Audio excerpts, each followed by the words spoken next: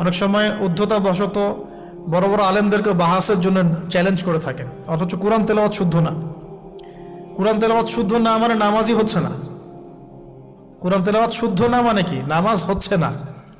কবুল করার মালিক তো আল্লাহ, শর্ত তো এটা। কবুল করার মালিক তো আল্লাহ। আল্লাহ পাক চাইলে কেউ এক ওয়াক্ত নামাজ না পড়লেও তওবা করে ফিরে আসছে মৌতের আগে, হয়তো আমরা জানি না, আল্লাহ মাফ করে দিয়েছেন, হতে পারে না? কিন্তু এটা তো শর্ত। কোরআন তেলাওয়াত তাজবিদের সাথে শিখতে হবে। তো এখানে যদি একজন আলেম থাকেন, একজন কারি থাকেন, হাফেজ থাকেন, তার কাছে আপনারা ব্যাচ করে পড়লেন, অথবা সে যদি কোনো ইনস্টিটিউট খোলে সেখানে আপনারা একটু সময় দিলেন, বা যারা পড়তে জানেন আবার মস্ক করে নিলেন। ফজরের পর 1 ঘন্টা, সপ্তাহে 3 দিন, 3 মাস এনাফ। ফজরের পর 1 ঘন্টা, সপ্তাহে 3 দিন, আপনার 2 থেকে 3 মাস যথেষ্ট। কোরআন তেলাওয়াত আপনি শিখে ফেলবেন ইনশাআল্লাহ।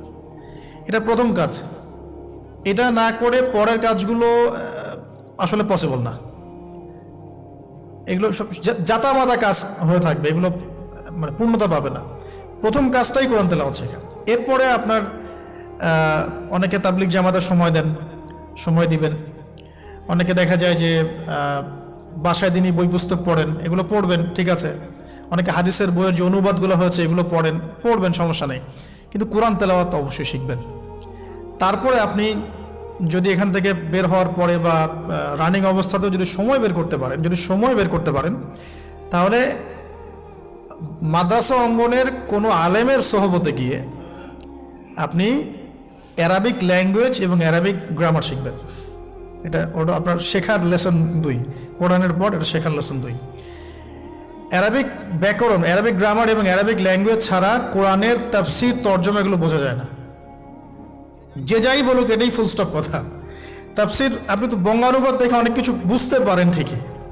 আল্লাহ পাক বলেছেন সুদ খেও না, জেনার ধার কাছে যেও না, এগুলো কমন মেসেজ, সেগুলো সবাই নিতে পারে। একজন অমুসলিম ভাইও ওইটা যদি বাংলা পড়তে পারে, সেও বুঝতে পারবে কি বলতে যাচ্ছেন আল্লাহ পাক। অ্যারাবিক ল্যাঙ্গুয়েজ, অ্যারাবিক গ্রামারের ভিতরে না ঢুকলে আপনি কোরআনের ভাষাটাকে ধরতে পারবেন না। আল্লাহ পাকের যে মানে ঐশী গ্রন্থের বালাগাত, এটা আপনি বুঝতে পারবেন না। তো এই জন্যে এটা তো সিম্পল এক্সাম্পল। আমরা যদি এখানকার ল্যাঙ্গুয়েজ কি বইগুলোর, ইংরেজি না বাংলা? ইংলিশ। মাশাআল্লাহ, ইংলিশ ল্যাঙ্গুয়েজ যদি না জানতাম, আমি কি এখানে পরীক্ষা অ্যাটেন্ড করতে পারতাম?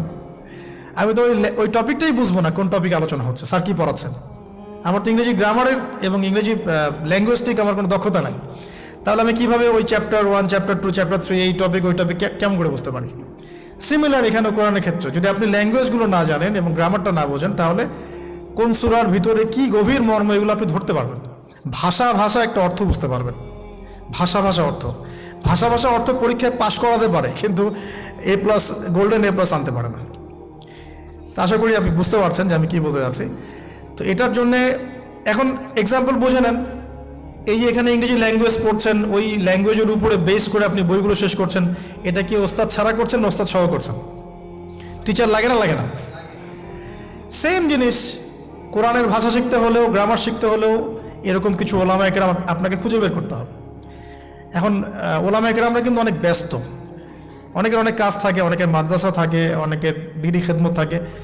এর মধ্যেও আল্লাহর কাছে দোয়া করতে থাকেন, ইনশাল্লাহ আপনাকে আপনার ওস্তাদ আল্লাহ পাঠিয়ে দিবেন ইনশাল্লাহ। আল্লাহ পাক কাউকে ওস্তাদ ছাড়া রাখবেন না। ওস্তাদের কাছে আপনার বিহেভিয়ার কেমন হবে, এখন আপনি টিচারের সাথে যেমন বিহেভিয়ার রাখেন সেরকম তিনি সবক দিবেন, আপনি সেটা বাসায় কভার করবেন, নতুন পড়া নেবেন, আবার পড়া দিবেন।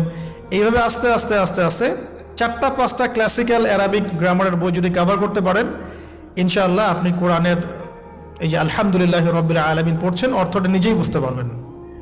হ্যাঁ, যালিকাল কিতাব লা রাইবা ফিহি হুদাল লিল মুত্তাকিন পড়ছেন, আপনি নিজেই বুঝতে পারবেন যে আল্লাহ পাক কি বলছেন আমাকে।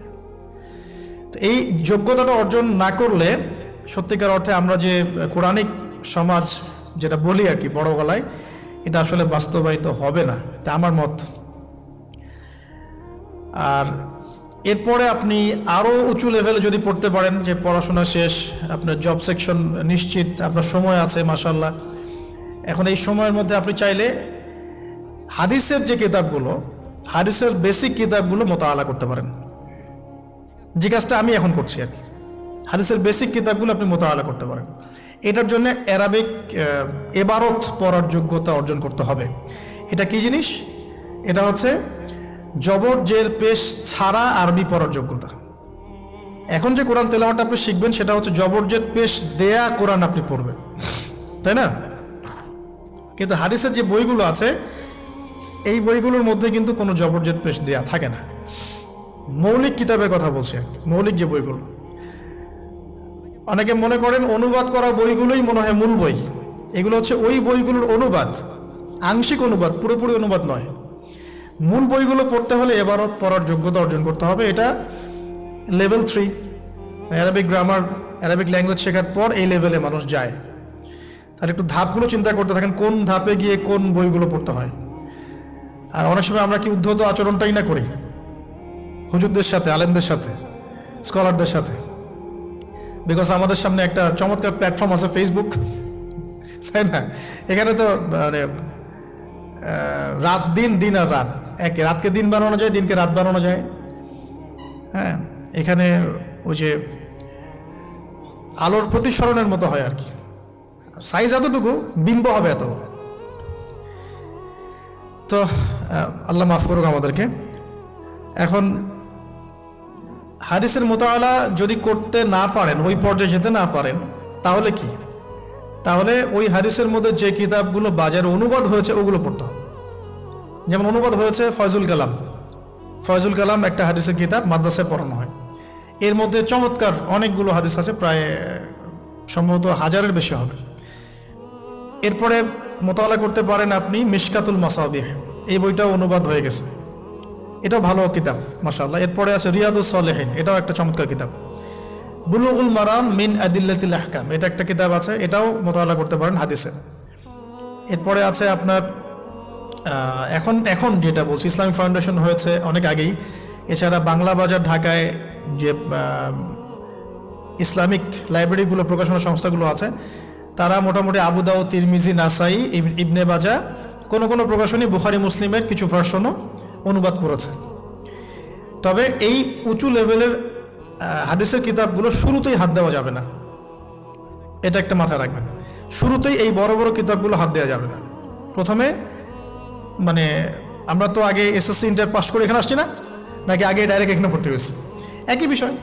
ওরকম ফয়জুল কালামের মতো বইগুলো আগে পড়তে, ফয়জুল কালাম, আলফিয়াতুল হাদিস, রিয়াদুস সালেহিন, মিশকাত, এগুলো আগে পড়বেন। তারপরে গিয়ে যদি যোগ্যতা হয় ওই বইগুলো হাত দিবেন। তবে অনেক সময় দেখা যাবে একটা হাদিস বুঝতে পারছেন না, কোরআনের আয়াত বুঝতে পারছেন না, ওই অবস্থাতেই ওই হাদিস এবং ওই কোরআনের আয়াতকে রেখে দিবেন। এটাকে নিয়ে কোনো রকমের কনক্লুশনে চলে যাবেন না, আর ওইটাকে নিয়ে প্রচার করতে যাবেন না। বরং এগুলোকে একত্রিত করে সপ্তাহে একদিন আবার আলেমের কাছে চলে গেলেন, ওস্তাদ এগুলো বুঝি নাই, লাস্ট উইকে আমি এগুলো পড়েছি, এটা বুঝি নাই, তিনি বুঝিয়ে দিবেন ইনশাআল্লাহ। এগুলো পড়াশোনা। এর পাশাপাশি আমি বলছি বিষয়ভিত্তিক ইতিহাসের বই চলে আসছে, ইসলামের ইতিহাসের বই চলে আসছে। তারপরে সিরাতের অনেক বই বাজারে চলে আসছে, প্রায় 40-45টা বই পাওয়া যায় সিরাতের এখন বাংলাদেশে। তারপরে ফিকহের অনেক বই অনুবাদ হয়ে গেছে। এছাড়া আকিদার অনেক বই পাওয়া যায়। সবচেয়ে ভালো হয় যে আকিদা তাহাভিয়া বইটা পড়তে পারেন, এই বইটা পড়লে অনেক চমৎকার হবে। এর পাশাপাশি বরেণ্য ওলামায়ে কেরামদের বই পড়বেন। মানে বরেণ্য ওলামায়ে কেরাম কারা?